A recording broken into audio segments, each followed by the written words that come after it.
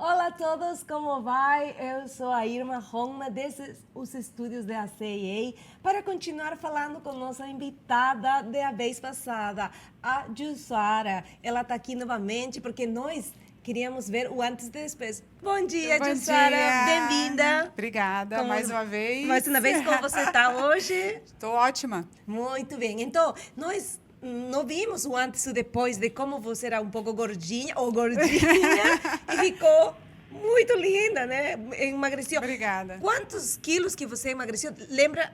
Sim, eu acho que da primeira foto que vai colocar aí, acho que foram 30 quilos. 30 30. quilos. E agora você, quantos quilos você tem? Eu tô com 85, mas ainda tem um pouco, eu tô acima do peso ainda, tá? Mas de altura, quanto que você tem? Eu tenho 1,70. Ah, mas no 70 tá ótimo, porque você é alta, né? Não, mas, viu, muita mudança. Antes Sim. você era bem cheia, né? E o Sim. aspecto mudou tudo, Sim, né? o rosto principalmente. Eu acho que, assim, o que mais em mim, né, dá aquele impacto é que quando você olha para o rosto, né? O rosto é aquele semblante entristecido, Sim. né? Até a própria pele, algumas pessoas acham que eu fiz algo na pele. Agora eu fiz, tá, gente? Mas assim, agora eu conto que eu fiz. Mas eu tinha várias manchas, né? Que é o melasma. O melasma, Isso, e muitas pessoas não sabem que o melasma também é uma doença inflamatória. Sim. Né? Então, assim, se você for olhar nessa primeira foto minha aí, tem bastante melasma. Sim. E uma aparência bem assim, entristecida, né? Não, assim, deprimida. E eu reparei uma coisa, um pouco duro, não sei de falar, mas você tinha um aspecto muito a homem, sabe? Isso, masculinizado. Muito masculino, né? E agora você é Isso. muito feminina, Isso. muito sexy. Lembra que a gente falou sobre a energia? Sim, a né? energia. Quando eu olhei a sua foto por primeira vez, eu achei, mas ela parece mais homem que mulher. Sim, E agora sim. parece você uma mulher maravilhosa. Sim. Mas também vamos a falar porque que não só você tive aquele problema de peso, sino também a Jussara tem um problema de bipolaridade, né? Que é um problema mental que ela nos vai Isso. contar hoje. E que é um tabu. Um tabu, né? ninguém quer falar disso. Ninguém quer falar. E eu acho interessante porque as pessoas elas têm uma visão de pessoas com transtorno totalmente distorcida. Né? Quando eu falo, eu tenho um transtorno bipolar, as pessoas falam, não, mas como? Né? Você não aparenta. Então, aí você percebe que é distorcido. Como assim aparenta? A pessoa bipolar aparenta como, né? E aparenta sim, gente. Olha, eu sou saudável, eu faço tudo, né? Eu cuido dos meus filhos, eu cuido dos meus alunos, eu tenho uma vida normal. Mas como que eu consegui essa vida normal que a gente vai estar conversando hoje e que é o que eu quero inspirar as pessoas a terem essa vida normal? Sabe, muitas pessoas hasta o dia de hoje, que elas são adultas, muitas não conseguem enxergar que elas têm algum problema mental, porque a bipolaridade é porque tem muitos. Muitas. Tem muitos. Então, as pessoas que estamos ao redor, às vezes falamos, nossa, mas ele fica irritado muito fácil, nossa, fica triste muito fácil. Mas esse tem uma causa, sabe? Em você, o que aconteceu? Como que você enxergou aquela coisa que você padece? Na verdade, quando a gente é diagnosticada com a doença, aí você faz um retrocesso, porque o médico ele faz isso com você. Ele pergunta, como é que foi na sua infância? Isso. E aí você vai contando isso, e quando você estuda um pouco, porque eu acho que a pessoa, quando ela é diagnosticada, ela tem que estudar ela, né? Ela tem que se entender. Aí você vai vendo que as suas distorções, as suas disfunções, elas vêm lá da infância. Né? No meu caso, do transtorno bipolar, ele já vem da minha infância, né? Eu já nasci com ele e a gente nasce com a pré-genética de várias coisas. E dependendo da pressão de estresse, alguma coisa, algum trauma, essa bolinha que eu falo, essa bolinha que está dentro de você, ela explode. Explode. E aí a pessoa fala, ai, eu não tinha isso e de repente fiquei. Mas quando você era criança, você tinha assim, era um pouco difícil? Sim, eu tinha, além de ser uma criança muito fechada, eu tinha explosões de raiva, né? Então, por exemplo, eu ia fechar uma janela, a janela não fechava, eu metia o soco nela. Né? Alguém me dava um susto, eu pegava o que estava na minha frente e corria para matar. Eu tinha uma história de querer matar os outros. Você sempre queria matar os outros. Eu queria matar alguém. Mas todo mundo achava que isso era normal? Ou alguém já falou, nossa, mas que menina tão estranha? Ninguém percebia. Ninguém percebia. Ninguém percebia. E quando que você percebeu pela primeira vez? Olha, na verdade, perceber mesmo foi só há 5 anos atrás, que eu não percebi, né? Eu vivi a minha vida inteira, que a gente chama num estado de euforia. E quando eu saía, quando eu comecei a ter o conhecimento sobre suplementação, sobre isso, sobre aquilo, gente, não façam isso, tá? Mas eu vou falar como que aconteceu. Quando a gente, eu tinha sempre, eu gostava dessa fase de euforia, porque a euforia ela é gostosa, né? Você tem mais disposição, você fica mais alegre, você fica no outro nível. Em outro né? nível, então isso. eu gostava bastante dessa fase e eu me mantinha nela. Então eu dormia 3 horas. Só 3 horas? A minha frase que todo mundo me conhece no passado era: dormia para os fracos. Né? Então eu não dormia. E aquilo para mim era normal, porque era a vida inteira assim. E quando eu sentia que eu estava para baixo, eu fazia uso de alguns suplementos energéticos para poder subir novamente. Então, praticamente, eu vivia a minha vida toda em euforia. Quando aconteceu da minha última gravidez, que eu não pude tomar nada, e eu não podia gastar minha energia também, por conta de uma gravidez assim muito dolorida, a minha última gravidez foi bem dolorida. Difícil. Foi difícil. Difícil, né? Aí eu comecei a ter crises. Mas crises de quê? Olha, depois eu dei nome para elas, porque antes eu não sabia que eram crises de ansiedade. Eu já tinha tido antes, mas eram coisas assim bem espaçadas uma da outra. E essa crise que eu tive, ela foi bem marcante, porque ela foi uma crise que, geralmente, a crise de ansiedade ou a do pânico, ela leva em torno de 40 minutos. Né? E a minha, eu passei exatamente 3 dias sem dormir. Eu dormia e dava a impressão que alguma coisa ia me pegar, sabe? Então, eu fiquei bem perturbada. E como eu sou uma terapeuta alternativa, eu achava que era alguma coisa energética. Então, tudo que eu conhecia sobre terapias energéticas, eu fiz e não funcionava. E não funcionava. Aí, quando eu não aguentava mais, eu chamei meu marido. Eu falei assim, olha, tem alguma coisa errada comigo, eu não estou bem, não é energético, não é nada, e eu não sei o que eu faço. E aí ele falou, você quer ir no médico? Eu falei assim, eu não quero ir no médico, né? Eu vou tentar... E essa foi a minha primeira crise. Depois de 3 dias, quase 4 dias, eu voltei ao normal e não fui no médico, nada. Passou-se mais algum tempo, aí eu tive uma crise muito forte de depressão. O que aconteceu? Né? Eu fui trabalhar, quando eu saí do trabalho, eu tive uma crise de pânico, que eu não sabia que era pânico, né? Porque a minha crise de pânico ela não dava igual a maioria, que é aquela do medo. Né? A minha era um pouquinho diferente. E nesse dia, eu estava conversando com uma amiga minha no Brasil, ela estava fazendo psicologia, e eu falei, nossa, eu estou sentindo isso, isso e isso. Aí ela falou assim, Jussara, para o carro agora que você está tendo uma crise de pânico. Aí eu falei assim, como assim? Eu tendo pânico? Porque para mim era assim, eu era semideus, né? Então a pessoa que ela é terapeuta, às vezes ela acha que ela não vai ter nada, porque ela é zen, né? Aí eu falei, crise de pânico, eu? Aí ela falou assim, não, para o carro porque isso é perigoso. Aí eu falei, não, eu vou para casa. Isso eu estava na 23. Aí ela falou assim, e começou a piorar, sabe? Começou a piorar. Mas para que o público entenda, o que dava em você? O que aconteceu? Não podia respirar? Começa a dar uma falta de ar, né? Falta de ar. E começa a esquentar muito. Eu fico muito quente, como se a pressão estivesse subindo. Sim, né? sim. Então, assim, é taquicardia, a pressão acho que sobe. O coração isso. começa a bater mais Muito forte, como se eu estivesse tendo alguma coisa mesmo, tá. né? E aí eu pensei, não, minha pressão deve ter subido, alguma coisa. Ela falou assim, Jussara, por quê? Você tá de um jeito que pode ser que realmente a sua pressão esteja subindo. Eu sei que eu sou uma pessoa meio teimosa. E aí eu fui dirigindo, quando eu cheguei em casa, só foi a conta de eu entrar em casa. Quando eu entrei em casa, dava a impressão assim, que eu segurei até ali. Aí eu comecei a ter ânsia de vômito. Aí eu comecei a ter ânsia de vômito. Eu caí de joelho. Eu lembro que eu caí de joelho nas pernas do meu marido. E eu falei, eu não estou bem. E o mais... Mas estava grávida, verdade?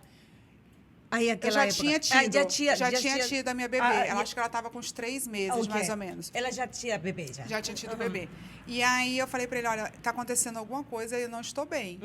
E a gente estava meio brigado e ele nunca tinha me visto naquela situação, né? E eu fui para o banheiro e comecei a ter ânsia de vômito.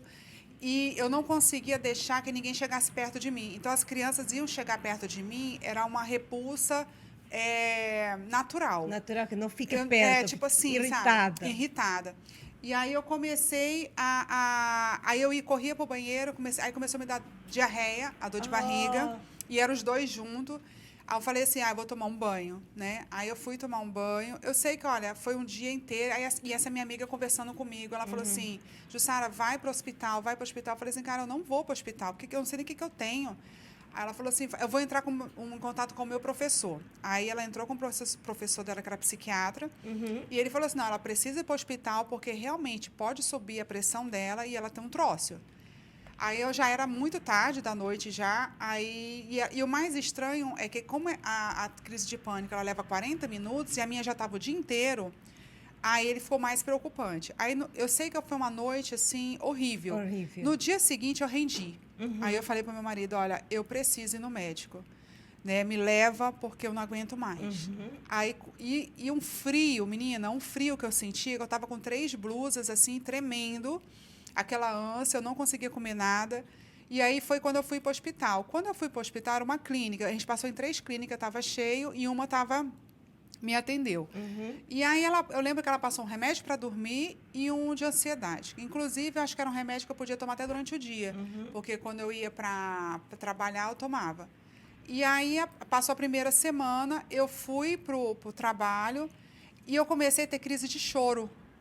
Nossa. Então, eu parava o carro, assim, na frente da fábrica, eu chorava, ao ponto de ter que ir embora. Né? Não conseguia nem trabalhar, não nem conseguia fazer nada nem trabalhar, de suas coisas, das minhas né? coisas, nada. Nem Nada cuidar de o casa, dia a dia. nada. Então, eu estava assim, foi um polo para o outro muito drástico, que não tinha como eu falar, é algo normal, né? E aí, eu sei que nessa uma semana, eu falei para meu marido, olha, o que eu tenho, né? E a médica falava estresse. Aí eu falei, cara, não pode ser estresse, só estresse, né? E eu estava numa clínica. Aí teve um dia que eu passei muito mal e eu queria morrer. Né? Eu não aguentava mais aquela agonia e eu falei, eu quero morrer.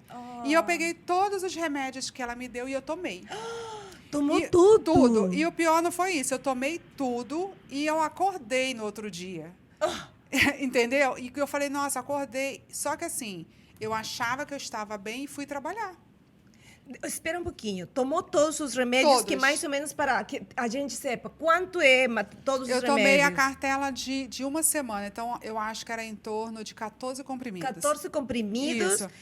E aí, tipo assim, a minha intenção era, eu vou tomar os remédios, vou deitar, vou morrer, né? Vou morrer e pronto. E pronto, acabou. Acabou. E eu tomei tudo, eu deitei, só que assim, depois a gente vai descobrindo que eu sou muito forte para medicação, né? E eu acordei.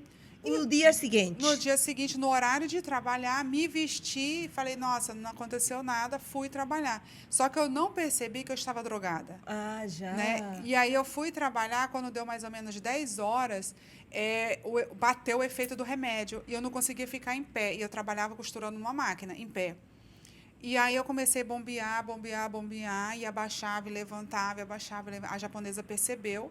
E aí ela falou, você tá bem? Aí eu falei, não estou bem. E aí eu sei que eu fui embora. Desse dia para frente, eu falei pro meu marido, olha, eu não quero mais ficar nessa clínica, eu vou pro hospital. E nesse dia, eu saí de lá e fui pro hospital. E lá, eles não quiseram me atender. Por quê? Porque aqui é assim, se você vai ser atendido numa clínica e você vai ser transferido para outra, você tem que ir com uma carta de recomendação. Sim, no Japão é assim. Você não Isso. pode ir sozinha sem a carta. Sem a é verdade, carta. é verdade. E aí eu chorava lá na frente da atendente no hospital e eu falei, se vocês não me atenderem hoje, eu me mato. Eu falava desse jeito, hoje eu me mato porque eu não aguento mais estar nesse estado. Não sou eu. E aí eu liguei para meu marido, aí meu marido falou assim, não, fica calma. Aí veio a tradutora, que já é uma conhecida minha, ela conseguiu me acalmar. E meu marido ligou na clínica e falou assim, olha, se vocês não derem essa carta para lhe acontecer alguma coisa, a responsabilidade é de vocês. Lógico. E aí eles providenciaram bem rápido e eu fui atendida. E foi assim, a mão de Deus, né? Porque o médico, eu lembro que mais de 2 horas. Ele conversando, ele foi na minha infância, falando. Quando finalizou, ele falou assim, olha, você tem outros transtornos, mas o principal é o transtorno bipolar. E aí eu pensei, que é isso? Isso. Mas você já havia escutado alguma Não, vez? não. Nunca escutou de transtorno bipolar? A Não. primeira vez? Primeira vez. A gente sempre escuta o quê? Depressão, né? As pessoas depressão. falam muito da depressão. Agora, todo mundo fala assim, ela está depressiva, ele está depressivo, mas não é mesmo assim. Tem que ser um médico que tem que atender a pessoa, Isso. né? Você não fala, mas ela é depressiva. Não, não é assim. Não. Tem alguma coisa Isso. por trás que acontece, né? É engraçado porque se alguém me visse naquele quadro, uma pessoa crua me visse naquele quadro, naquele momento, diria que era depressão. Isso. Né? Então, assim, quando falou de transtorno bipolar, aí ele, claro, ele foi me explicar o que era, né? Esses estados de euforia. E quando você chega na euforia muito alta, você pode correr o risco de cair na depressão. Ah, tá. Né? E aí eu fui entender, mas eu não aceitei o diagnóstico e muito menos a medicação. Porque é difícil, né? Quem que quer aceitar que acontece alguma coisa com o nosso cérebro, Sim. né? Que não está bem acomodado, né? Mas isso é normal, tem muita gente que Sim, acontece sim, isso. sim, Não, sim. não é coisa de louco, não. Não. Eu acho que a maioria tem algum transtorno mental, só que ninguém descobriu. Eu acho que eu também tenho, que aqui o produtor também tem. O produtor, né, produtor? E que todo mundo... Não, eu acho... Sim, E sim. eu sou mãe de 2 filhos, eu acho que cada dia aparece mais. Eu não sei, mas eu acho. Isso. E aí, o que acontece? Gente, ô Vitor, acho que é o meu celular ali É o que celular. tá fazendo pipipi. Os fãs que estão todos ligando. Mas a gente Não, tá em gente, é vivo. porque eu vou falar isso também aqui. Olha, eu me programo, cada pessoa, ela sabe... É só você passar para cima assim, que ele, acho que desliga o alarme. Cada pessoa, ela se organiza de um jeito, né? E quando eu fui diagnosticada e eu passei por esse período da medicação, que deixa você um pouquinho avoada, né? Sim. Então, eu criei alguns métodos para aproveitar o meu dia. Que se eu não fizer isso, realmente meu dia passa, eu não sei o que eu fiz. E eu acho que acontece até com pessoas que não têm transtorno. Isso. E eu coloco meu relógio para despertar de 30 em 30 minutos. Isso. Certo. São coisas que você já sabe. O importante é saber o que a gente tem e trabalhar nisso. Isso. Trabalhar. Então, o médico fala, você tem transtorno bipolar, que ela tem. Você é medicada? Sim, ele me passou na época uma medicação muito forte, porque a crise era muito forte. Hoje eu compreendo isso, né? Mas na época eu não compreendia. Por quê? Porque eu nunca fui tomar remédio. Eu sempre usei os métodos alternativos. Então, tomar aquela medicação para mim foi acabar comigo. E literalmente foi, porque eu tomava a medicação, se eu tomasse aqui, agora, desse 10 minutos conversando com você, eu não conseguia levantar dessa mesa. Eu tive várias vezes que eu dormi deitada, assim, na mesa mesmo. E eu lembro até um dia que eu olhei para o meu marido, ele estava chorando. E eu falei assim, o que aconteceu? Né? Ele falou assim, eu nunca imaginei te ver numa situação dessa. É porque você era uma mulher muito forte, Sim. sempre independente. Sim. Mas acontece que qualquer pessoa pode passar por isso, né? E o ajuste do remédio do transtorno bipolar, ele é um ajuste bem complicado, porque leva mais ou menos uns 3 meses para conseguir esse ajuste.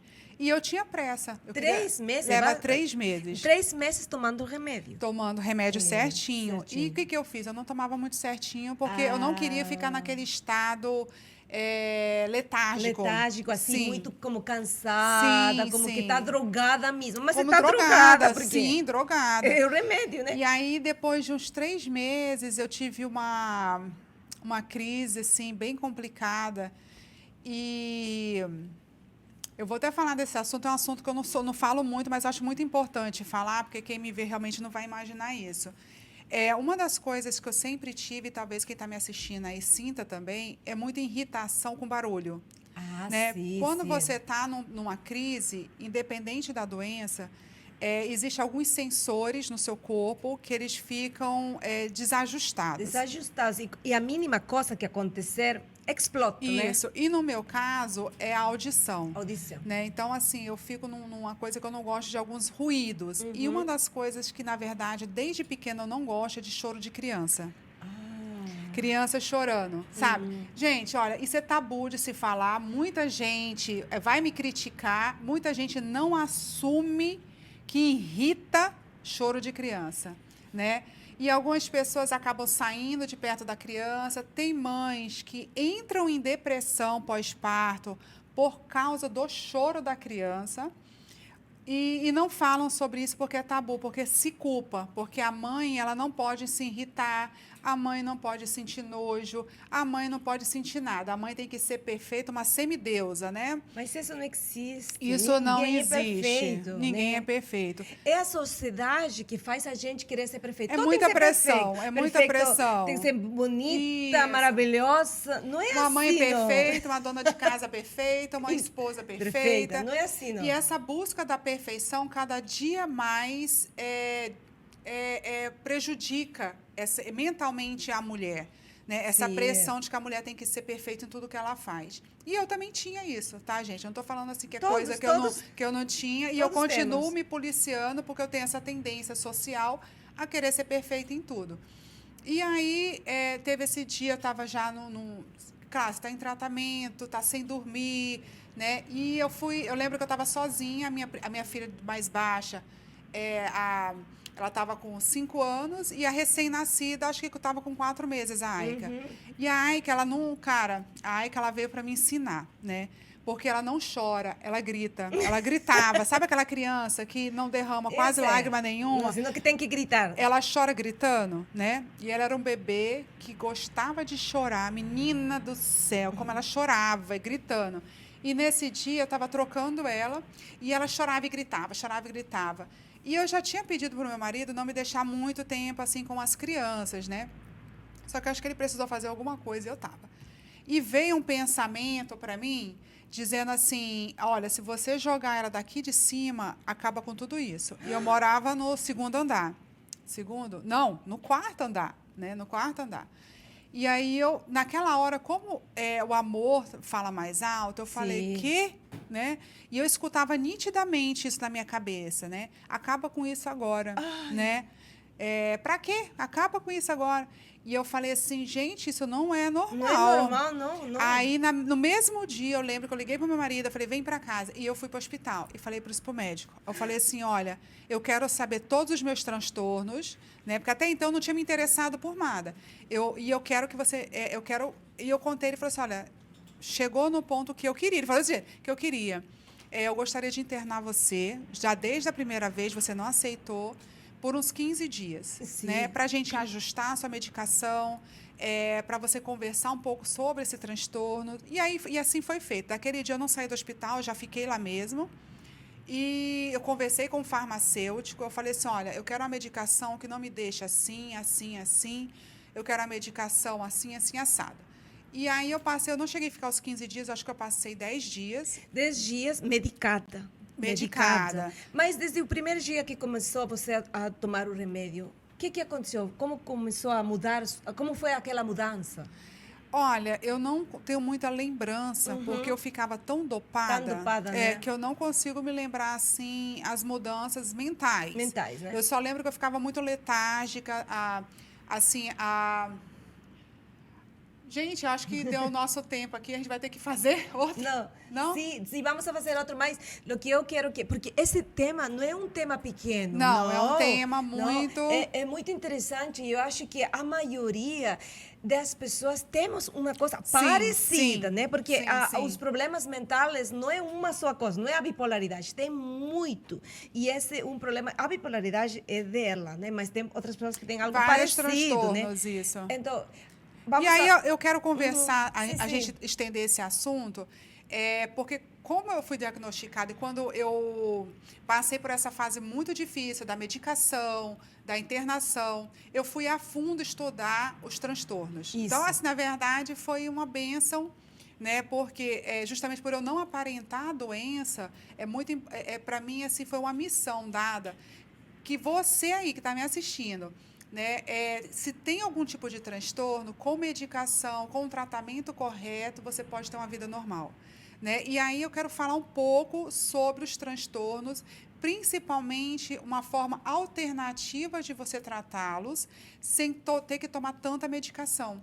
Né? Que foi aí onde foi o ponto-chave das minhas descobertas e que eu utilizei em mim. Então, hoje, eu comecei tomando 9 remédios, hoje eu tomo só 2. Olha, só a mudança dela. Só. De tomar 9 para 2. Para 2, bastante, sim. É bastante. E eu tomava durante o dia também. Hoje eu não tomo mais durante o dia, só tomo realmente à noite. E uma medicação, não vou falar assim, ai, mas levinha. Não é levinha, mas entre 9 comprimidos. Para dois, né? É bastante. Bastante. Então, nós vamos a convidar ela novamente, que vem aqui no programa dos estúdios da CIA, porque é um tema muito importante que acontece em muitos lugares do Japão e do mundo inteiro, tá? Nós ficamos hoje por aqui. Muito obrigada por estar aqui nos estúdios da CIA. Jussara, você quer falar alguma coisa final para o público? Na verdade, acompanha a gente nos próximos, que eu vou estar contando. Coloca dúvida.